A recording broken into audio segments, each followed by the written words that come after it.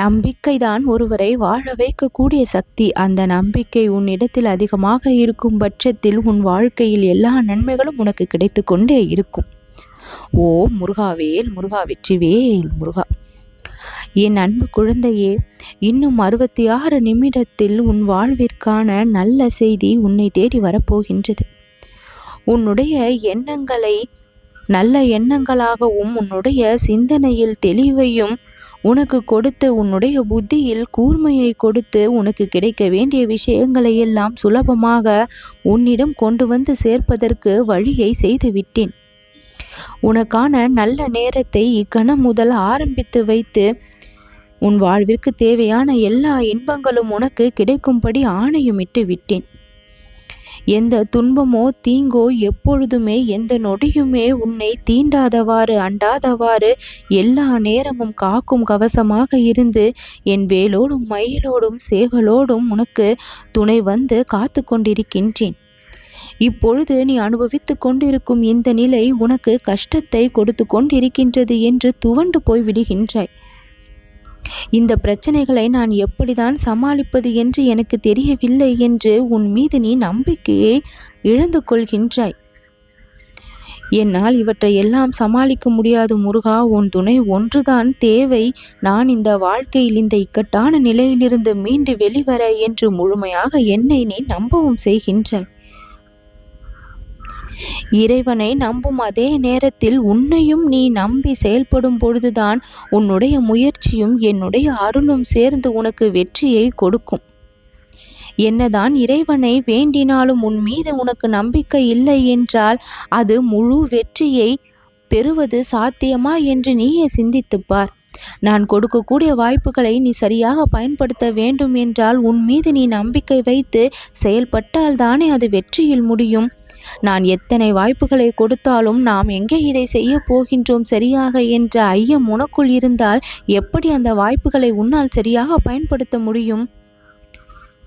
நம் முருகன் நம்மை எந்த விதத்திலாவது காப்பாற்ற வழியை தருவார் என்று ஒரு விழிப்போடு இருந்து உற்சாகத்தோடு உன்னுடைய வாழ்க்கையை நீ கொண்டு செல்லும் பட்சத்தில் அத்தனை வாய்ப்புகளும் அளவுக்கு அதிகமாக கிடைக்கப்பெற்று எல்லா வாய்ப்புகளையும் நீ சரியாகவும் பயன்படுத்தி வெற்றியை சர்வ நிச்சயமாக காணக்கூடிய நிலை ஏற்படும். ஆனந்தமாக நீ வாழ வேண்டும் என்றால் இந்த அறுபடை வீட்டு முருகனின் துணை உனக்கு நிச்சயம் தேவை என்பது உறுதி. உன் துன்பங்களோடு போராடி கொண்டு நீ வாழ்ந்து வருவதை அறிந்த நான் உன் வாழ்க்கையில் அந்த துன்பத்தை போக்க இப்பொழுது நுழைந்திருக்கின்றேன். முழுமையாக உன்னுடைய விருப்பங்களை எல்லாம் நான் நிறைவேற்றி தருவேன் என்று நம்புகிறாய் அல்லவா? அந்த நம்பிக்கை என் மேல் எந்த அளவிற்கு இருக்கின்றதோ அதைவிட பல மடங்கு நம்பிக்கை உன் மேலும் உனக்கு இருக்க வேண்டும். என்னை நீ முழுமையாக நம்புகின்றாய். நான் உன்னை கைவிடப் போவது இல்லை, ஏமாற்றப் போவது இல்லை. ஆனால் என் மீது வைத்திருக்கும் இதே நம்பிக்கையை உன்னோடு பழகும் அந்த மனிதர்களின் மீது அளவுக்கு அதிகமாக வைத்து எதிர்பார்ப்பை கூட்டிக் கொண்டே சென்றால் அங்கு சில சமயங்களில் ஏமாற்றம் மிஞ்சப்படுகின்றது. இறைவனிடத்தில் நீ வைக்கும் எதிர்பார்ப்பு நம்பிக்கை வீணாக்கப்படாது. ஆனால் மனிதர்களிடத்தில் வைக்கக்கூடிய அந்த எதிர்பார்ப்பு வீணடிக்கப்படும். எதிர்பார்ப்பை யார் மீதும் அதிகமாக வைக்காமல் உன் வாழ்வின் மீது நீ கவனத்தை செலுத்து. உன் மீது நம்பிக்கை வைத்து உன் செயல்பாடு இருக்குமே ஆனால் அது ஏமாற்றத்தை ஒரு பொழுதும் தராது. படிப்படியாக உன்னுடைய வாழ்க்கை முன்னேற்றத்தை நோக்கிதான் பயணம் செய்து கொண்டிருக்கின்றது என்று முழுமையாக நீ எண்ண வேண்டும். உனக்குள் தோன்றுகின்ற எண்ணங்கள் தான் உன்னுடைய வாழ்க்கையில் பிரதிபலித்து கொண்டிருக்கின்றது. சோதனை காலம் முடிந்திருக்கின்றது. நமக்கான நல்ல நேரம் தொடங்கிவிட்டது. அதிர்ஷ்டத்தை இந்த முருகன் நமக்கு வாரி வழங்குவான் என்று என்னுடைய ஆலயத்தை நோக்கி நீ புறப்படு. உன்னிடத்தில் இருக்கக்கூடிய எதிர்மறையான எண்ணங்களையும் தீய சக்திகளையும் உன்னுள் இருக்கின்ற அத்தனை துஷ்ட சக்திகளையும் வெளியே நான் தூக்கி போடுகின்றேன். உனக்கான நம்பிக்கை இருக்கும் அதே சமயத்தில் நடக்கும் அனைத்தும் நல்லதுதான் என்று அத்தனை விஷயங்களும் கிடைக்கும் என்று சற்று பொறுமையும் உடனே இருக்கும் பட்சத்தில் உன்னுடைய வாழ்க்கையில் சந்தோஷம் நிரம்பி வழியும். எதற்காகவும் உடனே சலித்து கொள்ளாமல் நொந்து கொள்ளாமல் வாழ்க்கையின் மீது விரக்தியை வெளிப்படுத்தாமல் உன் வாழ்க்கையின் மீது இருக்கக்கூடிய கோபத்தை பிறரிடம் வெளிப்படுத்தி அவர்களையும் நோகடிக்காமல் சற்று அமைதியாக எல்லா சூழ்நிலைகளையும் கையாள தெரிந்து கொள்ள வேண்டும்.